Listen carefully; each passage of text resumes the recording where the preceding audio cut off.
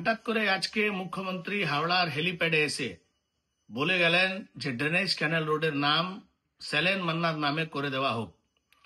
আশ্চর্যের বিষয়, এই মুখ্যমন্ত্রীর তৃণমূল কংগ্রেসের বোর্ড, জেলা প্রশাসন এই ড্রেনেজ ক্যানেল রোডের নাম বিশ্ববিখ্যাত চিকিৎসক ডক্টর ভোলানাথ চক্রবর্তীর নামে করেছিল।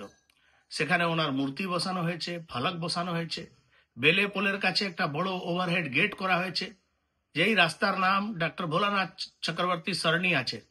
আজকে হঠাৎ করে মুখ্যমন্ত্রী বলে গেলেন যে এই রাস্তায় একটু ভালো করে সাজাতে হবে আর এই রাস্তার নাম স্যালেন মান্না রোড করে দিতে। আশ্চর্য হয় না?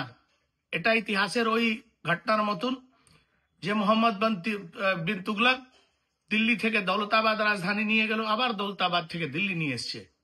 আশ্চর্যের বিষয় যে ডক্টর সুজয় চক্রবর্তীর সামনে এই কথাটা বলা হলো, সে সুজয় চক্রবর্তীর কাকা হচ্ছেন বিশ্ববিখ্যাত চিকিৎসক ডক্টর ভোলানাথ চক্রবর্তী।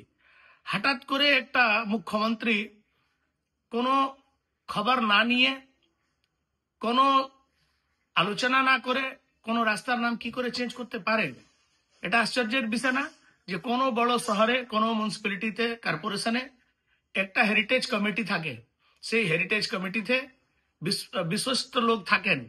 তারা কোন রাস্তার নাম পরিবর্তন হলে সেখানে প্রপোজাল যায়, তারা আলোচনা করেন। তারপরে ওখানকার যিনি মেয়র থাকে, যে ওই শহরের প্রথম নাগরিক হয়, তার রেকমেন্ডেশনে ওই রাস্তার নাম চেঞ্জ হয়। হঠাৎ করে দেখলাম মুখ্যমন্ত্রী এসে একদিন হাওড়ায় এসে ডক্টর রথীন চক্রবর্তীকে খুশি করার জন্য রাস্তার নাম ডক্টর ভোলানাথ চক্রবর্তী নামে করলেন।